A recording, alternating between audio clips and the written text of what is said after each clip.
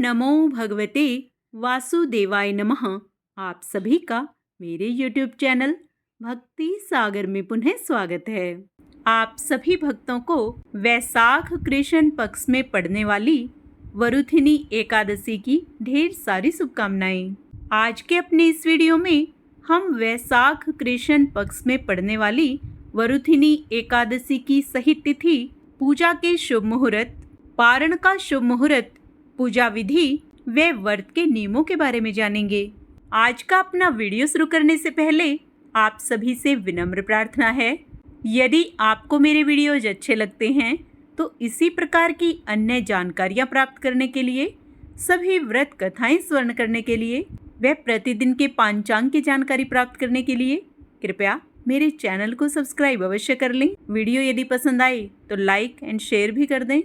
हिंदू धर्म में एकादशी व्रत का खास महत्व है। यह व्रत हर महीने में 2 बार आता है। वैशाख मास के कृष्ण पक्ष में पड़ने वाली एकादशी को वरुथिनी एकादशी कहा जाता है। यह व्रत भगवान विष्णु को समर्पित है। वरुथिनी एकादशी के दिन विष्णु भगवान की पूजा करने से सुख समृद्धि की वृद्धि होती है। वैशाख मास भगवान विष्णु और उनके अवतारों की पूजा के लिए बहुत ही महत्वपूर्ण मास माना जाता है। इसलिए इस मास में पड़ने वाली एकादशी का महत्व और अधिक बढ़ जाता है। मान्यता है कि धन की कमी को पूरा करने के लिए वरुथिनी एकादशी का व्रत करने से बहुत लाभ मिलता है। इस दिन भगवान विष्णु के वराह स्वरूप की पूजा की जाती है। इस दिन भगवान विष्णु के साथ माता लक्ष्मी की भी आराधना करने से आपको भगवान लक्ष्मी नारायण का आशीर्वाद प्राप्त होता है। वरुथिनी एकादशी व्रत करने से कन्यादान के समान पुण्य प्राप्त होता है। यह व्रत करने से मनुष्य इस लोक में सुख भोग कर परलोक में स्वर्ग को प्राप्त होता है। कुरुक्षेत्र में सूर्य ग्रहण के समय 1 मण स्वर्ण दान करने से जो फल प्राप्त होता है, वही फल वरुथिनी एकादशी के व्रत करने से मिलता है।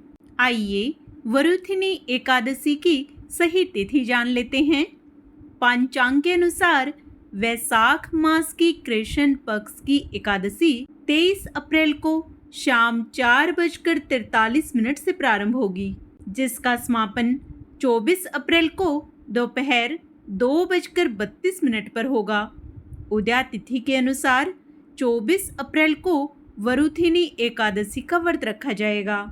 एकादशी व्रत का पारण द्वादशी तिथि पर किया जाता है। ऐसे में वरुथिनी एकादशी व्रत का पारण 25 अप्रैल को किया जाएगा। इसका शुभ मुहूर्त रहेगा सुबह 5:46 से सुबह 8:23 तक। इस समय में आप अपने व्रत का पारण करें व व्रत खोलें। इस दिन सूर्योदय सुबह 6:02 पर तथा सूर्यास्त शाम 6:47 पर होगा। ब्रह्म मुहूर्त सुबह 4:25 से 5:13 तक रहेगा। अमृत काल सुबह 1:53 से 3:21 तक रहेगा। अभिजीत मुहूर्त दोपहर 11:58 से 12:50 तक रहेगा।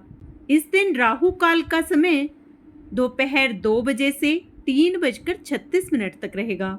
आइए अब वरुथिनी एकादशी की पूजा विधि जान लेते हैं। एकादशी व्रत रखने से पहले दिन 10वीं तिथि की रात्रि में सात्विक और हल्का भोजन करें। 10वीं तिथि को भोजन सूर्यास्त से पहले ही कर लें। एकादशी के दिन सुबह सूर्योदय से पहले उठकर शौच आदि से निवृत्त होकर स्नान करके स्वच्छ वस्त्र धारण करके व्रत का संकल्प लें। तत्पश्चात श्री भगवान विष्णु को अक्षत, दीपक, नैवेद्य, फल फूल व मिठाई अर्पित करें। साथ ही तुलसी का पूजन करें। पूजन के दौरान ओम नमो भगवते वासुदेवाय नमः मंत्र का जाप करें। रात्रि में पुनः भगवान श्री विष्णु और माता लक्ष्मी की पूजा तथा अर्चना करें। पूरे दिन श्री विष्णु भगवान का स्मरण करते रहें। रात्रि में भगवान श्री विष्णु का ध्यान, कीर्तन आदि करते हुए रात्रि जागरण करें। एकादशी के अगले दिन अर्थात द्वादशी को व्रत खोलने से पूर्व पुनः श्री विष्णु का पूजन करके किसी योग्य ब्राह्मण या गरीब व्यक्ति को भोजन कराएं तथा दान दक्षिणा दें। तत्पश्चात व्रत का पारण करें। पारण के समय शुभ मुहूर्त का ध्यान अवश्य रखें। एकादशी व्रत के दिन यदि संभव हो तो एक ही बार फलाहार ग्रहण करें। आइए अब वरुथिनी एकादशी व्रत के नियम जान लेते हैं। आप 10वीं तिथि को हल्का और सात्विक भोजन करें। तेल और नमक से परहेज करें और अपने बाल भी 10वीं तिथि को ही धो लें।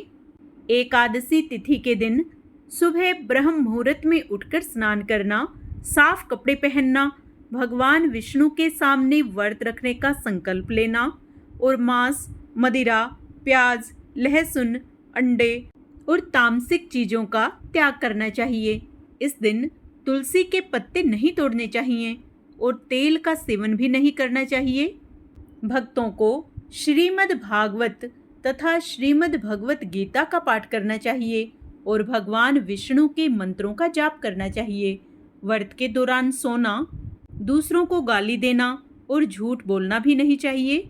इस प्रकार से व्रत धारण करके व नियमों का पालन करके आप भगवान श्री हरि व माँ लक्ष्मी की अपार कृपा प्राप्त कर सकते हैं। आप सभी का दिन मंगलमय हो। आशा करती हूँ वरुथिनी एकादशी के विषय में मेरे द्वारा दी गई जानकारी आपको अवश्य अच्छी लगी होगी।